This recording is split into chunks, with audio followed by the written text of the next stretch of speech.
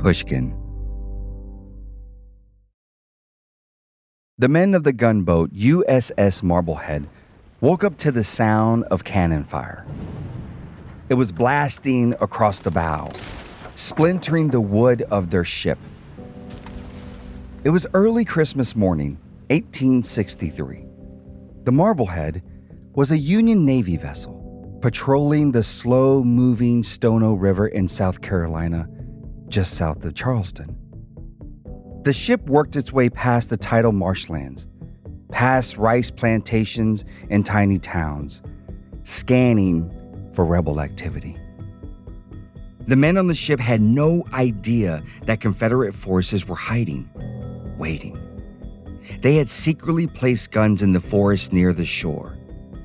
Now, those guns were pointed right at the Marblehead, firing their artillery, blowing holes in the ship and the ship's men. The Union sailors ran up from their cabins below decks, some of them still in their nightshirts. They sprinted to their battle stations. In their midst was a young man named Robert Blake. He raced back and forth to the hold of the ship, bringing boxes of gunpowder to one of the main guns. The Marblehead's rifles boomed and shook, sending fire to shore. The rebel forces returned fire. Sailors fell wounded to the ship's deck. It was a bloody scene.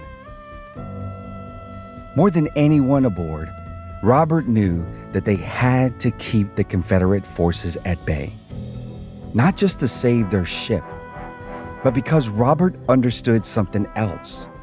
If he was captured, some of those Confederate soldiers might recognize him, an enslaved man who had escaped from a plantation not that far away. The kind of man those Confederates hated most of all. I'm J.R. Martinez, and this is Medal of Honor, Stories of Courage. The Medal of Honor is the highest military decoration in the United States, awarded for gallantry and bravery in combat at the risk of life above and beyond the call of duty. Each candidate must be approved all the way up the chain of command, from the supervisory officer in the field to the White House. This show is about those heroes, what they did, what it meant, and what their stories tell us about the nature of courage and sacrifice. Today, we'll explore the story of Robert Blake, the first Black sailor to receive the Medal of Honor. Blake served in a cool and brave manner, according to his commanding officer. But that doesn't make him an anomaly on that ship or any other Union vessel. He was one of many Black sailors to serve honorably during the Civil War. They were a force that helped change the trajectory of the whole conflict. But they are also a group that we know very little about. At a time that was dangerous for any formerly enslaved person in the South, these Black sailors took on even more risk. And they did it to fight for a country they believed could be better, would be better, not just for them, but for everyone who came after.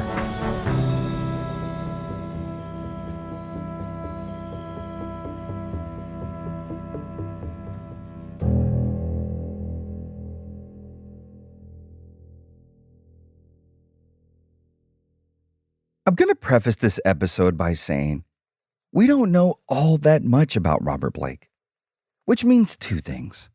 First, there's a little speculation involved, a bit more than we usually have in an episode.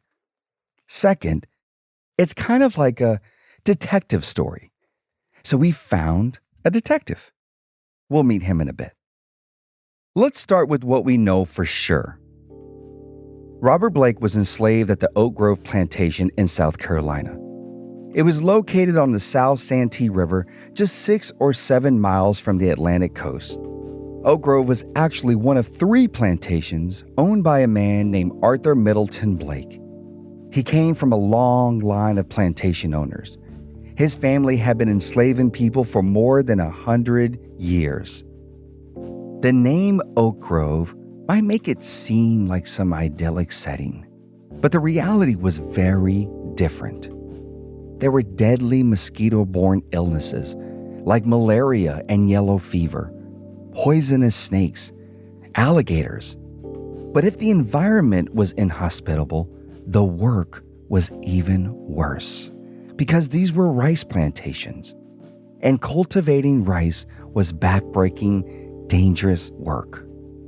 It was done by hundreds of enslaved people of African descent, toiling without a break, day after brutal day. And that's where our hero, Robert Blake, was born.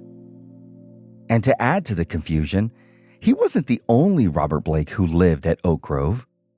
Many enslaved people born there were given the last name Blake. It was a way to show who their slaveholder was. Our Robert Blake, the Medal of Honor recipient, was most likely born around 1840. The fact that he made it through childhood was a miracle. On rice plantations, more than half of Black children did not survive to age 15. Like other enslaved children, he wouldn't have had any kind of formal education. Enslaved children were often separated from their parents. Maybe this was true of Robert. It's impossible to know. But what is pretty certain is that as soon as he was able to work, he would have been out in the rice fields, digging and planting and harvesting from sunup to sundown. And then, in 1861, shots were fired just 40 miles away at Fort Sumter, and the Civil War began. For Robert and the rest of the residents of Oak Grove, the world they knew was about to massively change. For one thing, Arthur Middleton Blake, the owner of Oak Grove, fled the United States. He left for England a week after Fort Sumter fell, in April of 1861. The next key thing that happened? The Union decided to set up a blockade to keep trade ships from entering or leaving the Confederate States. This had two purposes: to prevent the rebels from getting supplies like ammunition, and to keep them from trade with Europe, cutting off their source of income. But while the Union wanted to create a blockade, the Confederates were equally set on breaking it. Rebel blockade runners would find holes in the Union naval lines.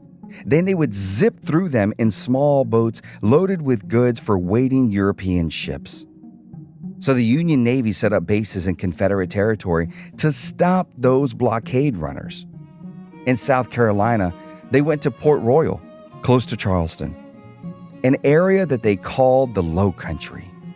It had a ton of plantations, including Arthur Blake's.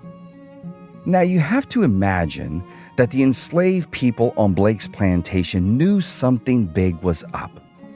The war was suddenly so close.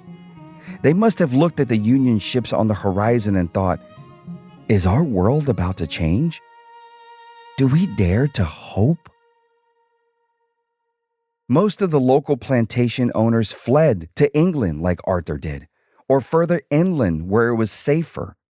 Which makes you wonder, did those owners really think that the people they'd enslaved would just stay there?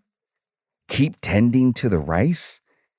Wait patiently for the war to end and their enslavers to return? Okay, brief history refresher here. There's something called the Fugitive Slave Act. It meant anyone, even Union soldiers, were ordered by law to return escaped enslaved people to their owners. And in the earliest days of the war, Union soldiers in the South followed that law and returned runaway slaves. But then something sort of incredible happened. A Union general in Virginia decided, I'm not playing by that rule anymore. He refused to return 3 escaped enslaved men to their Confederate slaveholder. He figured that A, Virginia had seceded from the Union, So federal laws like the Fugitive Slave Act no longer applied. And B, just like anything else the Union Army might seize from the enemy, those escaped slaves were contraband. So there was no point in slaveholders asking for them back. The Union Army would hang on to them and give them freedom. Thanks. Word traveled fast. Soon, enslaved people across the South were escaping and joining Union troops wherever they could find them. This generated a ton of good press and goodwill in the North. Pretty soon, the whole point of the conflict began to change. It became a war to free the slaves. Which brings us back to Oak Grove Plantation. By June of 1862, it had become a posting for a regiment of Confederate soldiers.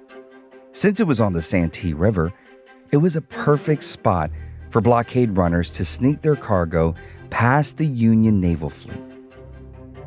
Naturally, the Navy wanted to stop this kind of activity, so they had ships from the base at Port Royal patrolling the coastline and rivers. And on June 25th, 3 Union ships steamed past Oak Grove. The Confederate troops were hidden, but they couldn't help themselves. They fired on the last ship in the convoy. There were Marines on those Union ships, and you know Marines. They were very happy to get off the boats and bring the fight to land. As the Union ships returned fire, a group of 60 Marines and sailors got into rowboats and came ashore. They raced to a Confederate battery, a gun position in the woods. But when they got there, it had been deserted. The rebel shooters had fled. Then the Union troops went to the plantation itself. They discovered a cache of weapons and proof that the spot had been used by blockade runners. So they burned the house, the mill, and a reported 100,000 bushels of rice. The enslaved people of Oak Grove watched the fire burn Arthur Blake's property. They saw the Union men in their sharp navy blue uniforms, and they realized now is the time to escape.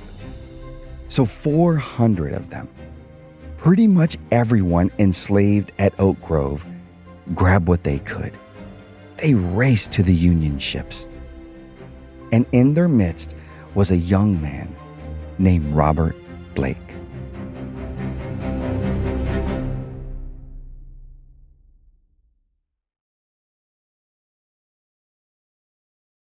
As I mentioned earlier, we know so little about Robert Blake that we needed the help of a detective.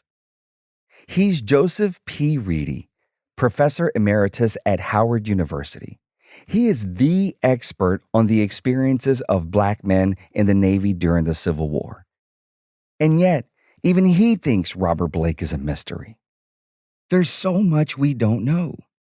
We don't know if he was married and if he had any children and what have you. Here's what we can tell you about Robert Blake. He stood 5'5" and had a dark complexion. What we're not so sure about? His exact age. But Professor Reedy checked the records on this. When he shows up on a muster roll, he's listed as age 22. That seems to be the sensible age that he was. So Robert, along with hundreds of other enslaved people, left Oak Grove as the plantation burned. They got on one of those 3 Union ships. They were taken to a refugee camp near the naval base in Port Royal. It was called North Island. Refugee camps for escaped slaves had popped up everywhere the Union troops were. They were nicknamed contraband camps. They were a way for communities to stay together, to take care of one another, raise crops, and get jobs, paid jobs, probably for the first time ever. Of course, the contraband camps were still deep in Confederate territory, so they weren't really safe. In July of 1862, Union commanders learned that 500 rebels were preparing to attack North Island, quote, with the intention of destroying the contrabands, which number 700 men, women, and children. But it was far, far better than life on a plantation. And it showed people that the Navy and the Union wasn't just a way to escape slavery, it was the basis for a whole new life and a whole new cause. It didn't take long to realize that, especially on coastal areas or along the riverbanks, that U.S. naval vessels potentially were a place of refuge. And that presented an opportunity for them to say, we will do whatever we can to help defeat the slaveholders' rebellion. In the meantime, the Navy looked at the men in the contraband camps and thought, we would love their help. When the officials in Lincoln's administration realized that African Americans were fleeing slavery and seeking refuge upon naval vessels, they realized here was a source of manpower that they could put to good use. So they started recruiting them to join. This wasn't an entirely surprising turn of events.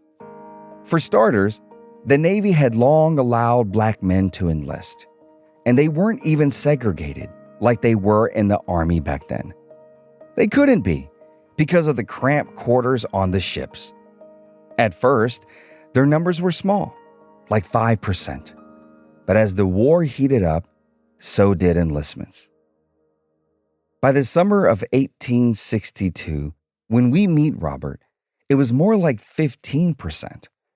In fact, more than 18,000 black men served in the Union Navy during the Civil War. Many came from up north and had always been free. They were allowed to work their way up the ranks, from boy, the lowest, to signal quartermaster. But the newer conscripts, the formerly enslaved ones, were given a new designation. Not boy, but contraband. Unfortunately, these new sailors were treated as if they were less intelligent and even less strong. They were weak, the reasoning went, because they'd been worked almost to death on the plantations. But that was by no means true. One Union commander said, quote, "They fought energetically, bravely, none more so. They felt that they were working on the deliverance of their own race." Giving black men the chance to fight for the Union felt like a path towards civil rights. The famous statesman Frederick Douglass wrote, quote, "Let the black man get an eagle on his button, and a musket on his shoulders, and bullets in his pockets, and there is no power on earth or under the earth that can deny that he has earned the right to citizenship in the United States." We've seen this so many times before in this series, from Mary Walker to Macario Garcia. People seeing their military service as a way to become more fully part of America, with all of its rights, from voting to citizenship to freedom itself. The Union Navy used that pitch as they walked through the contraband camp in North Island. Military and naval recruiters were suggesting to the men, you must fight for your freedom. That's the way you're going to secure it. You're going to help the U.S. defeat the Confederacy. And in the course of doing that, you will free yourselves and you will free your family. On July 3rd, the Navy asked for 60 volunteers to go to Port Royal for duty on the USS Vermont. Robert was one of them. Almost all of the enlisted men on the Vermont had African ancestry, and they had originally come from plantations up and down the coast. They worked as laborers because the Vermont wasn't a warship, it was a supply station, a warehouse for all the things a sailor would need: clothing, ammunition, or letters from home. It was also the entry point for men just joining the naval service. That's where Robert would have been trained. It had another benefit too. It kept him close to his community. The people who escaped from the Blake plantation with him, whom he would have considered a family of sorts, if they were nearby when he was stationed on the Vermont, the possibility of interacting with them could have meant that he and other men could have maintained that sense of community, even while they were in naval service. And in a world that had been so hard and so painful, you can imagine how much that community might mean to Robert. So he worked on the USS Vermont, most likely as a longshoreman, hauling supplies onto the ship. Not glamorous, of course, but a solid paying job. That only lasted about 2 months. Then he was assigned to a gunship, the USS Marblehead. There, he would be fighting for his liberty and his life.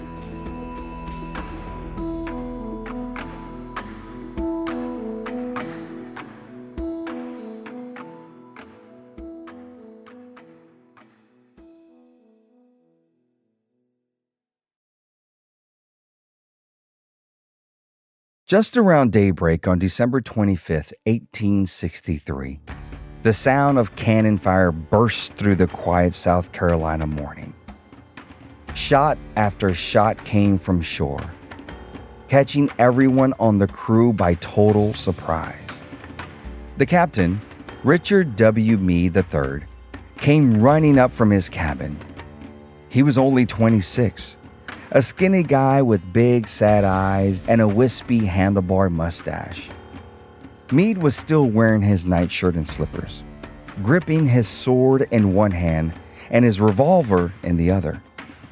The Marblehead was on duty in the Stono River. It was part of the blockade, protecting troops who were working nearby. And it was completely unprepared for battle. For one thing, the crew was short-handed, down to 70 men from the usual 100. And the ship was partly disabled. One of the boilers was being repaired. And the crew had been getting ready to wash down the deck, so they had pointed their largest gun inward, towards the middle of the ship, not out towards the enemy. The shots kept coming from shore. The Confederates had hidden cannons behind some earthworks in the woods. They had been planning this attack for a while. The goal was to disable the Marblehead and capture its men. That included the roughly 150 Union troops stationed nearby. Captain Meade shouted for his men to assume battle stations, and Robert Blake went to work. He was a powderman, sometimes called the powder boy. His job was to carry gunpowder from the powder magazine to the guns on the deck. The magazine was tucked away and designed to avoid explosions or fires by keeping the gunpowder safe. So powdermen were usually young, small, and fast. They had to be able to squeeze between the tight spots on the ship where the powder was kept. Meade ordered the Marblehead to quickly move closer to the shore and to the Confederates. That way, the ship would be harder to hit.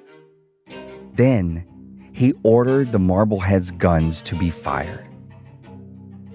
As the sailors got ready, blasts kept coming from shore. Steel and wood fragments splintered across the deck. In the first 15 minutes, 3 Union sailors had been killed. Several more were wounded.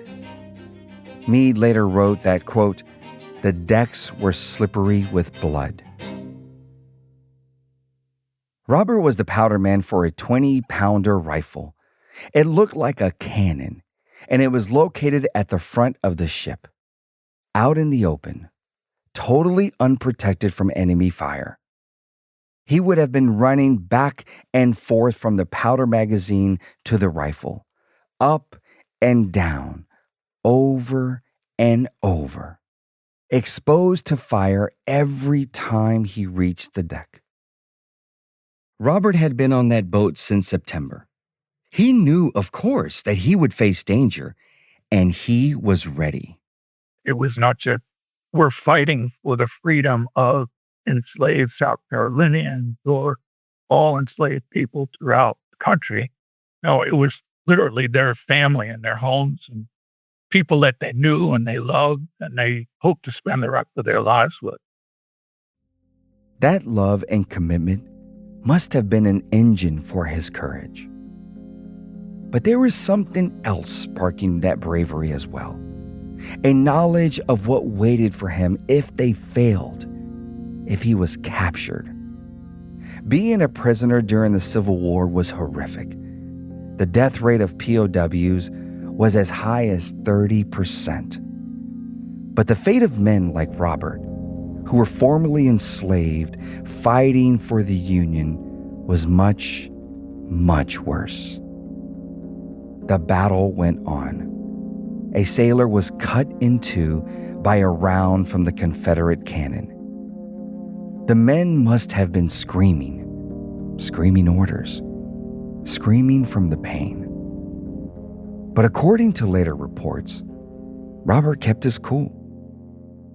He was fulfilling his assigned duty under extremely stressful and dangerous circumstances, and he was able to keep doing it at a rather extraordinary pace throughout the engagement.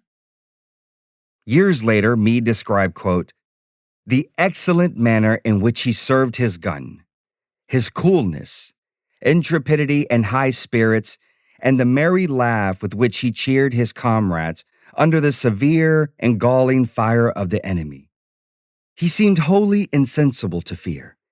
He would cut jokes with his comrades as he passed along to the magazine with his box under his arm. He showed a marked degree of intelligence and forethought during the hottest part of the fight."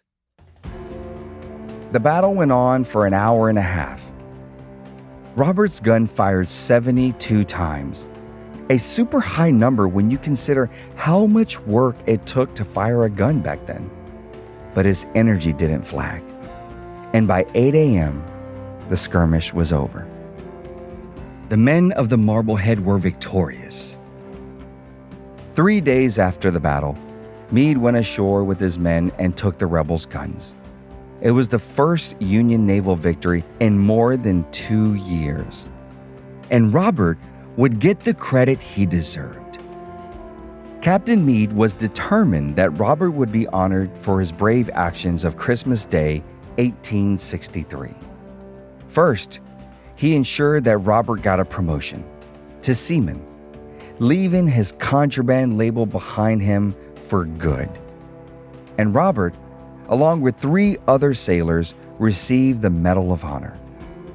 The order for the medal reads, quote, "Robert Blake, serving as powder boy, displayed extraordinary courage, alacrity, and intelligence in the discharge of his duties under trying circumstances and merited the admiration of all." Robert Blake would be the first black sailor to receive the Medal of Honor. Robert reenlisted. He was on the USS Vermont, where he had started the war, at least through the summer of 1864. And then, well, our trail goes cold.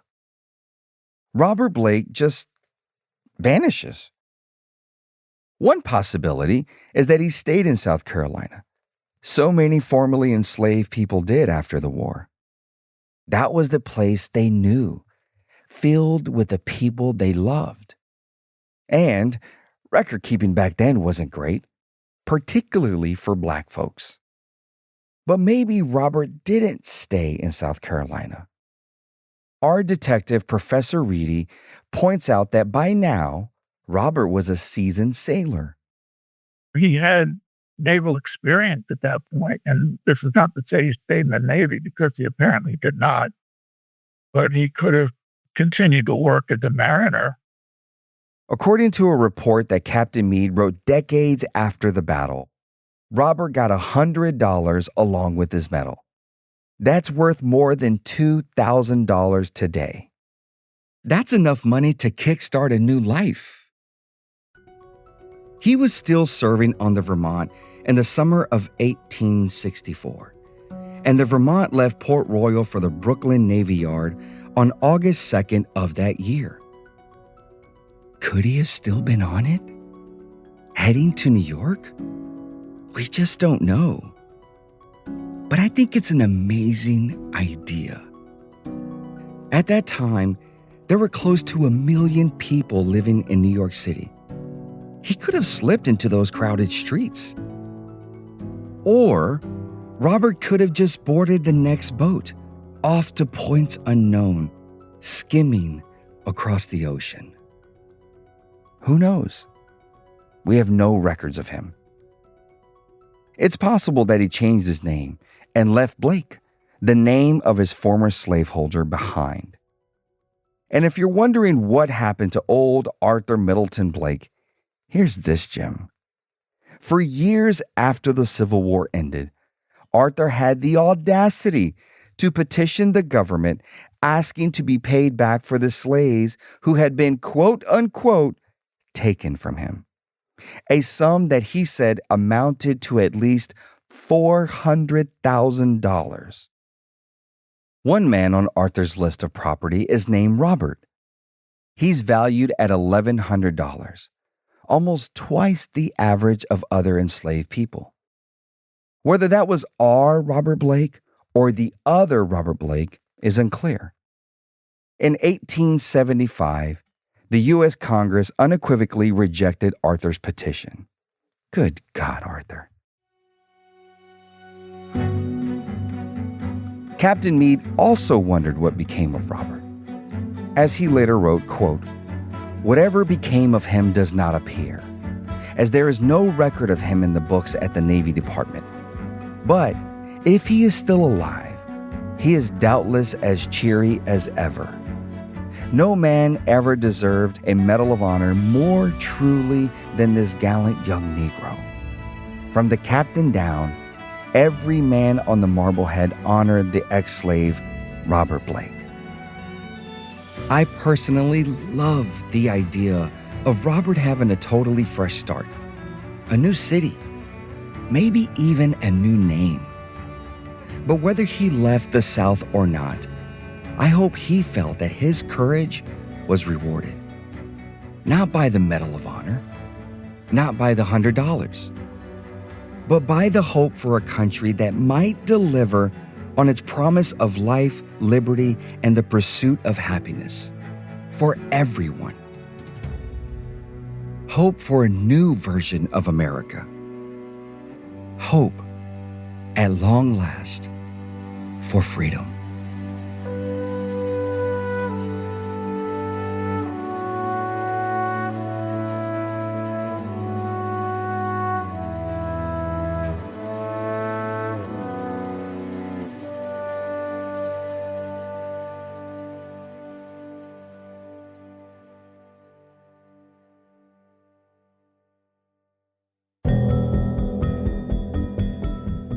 Medal of Honor, Stories of Courage is written by Meredith Rollins and produced by Meredith Rollins and Jess Shane.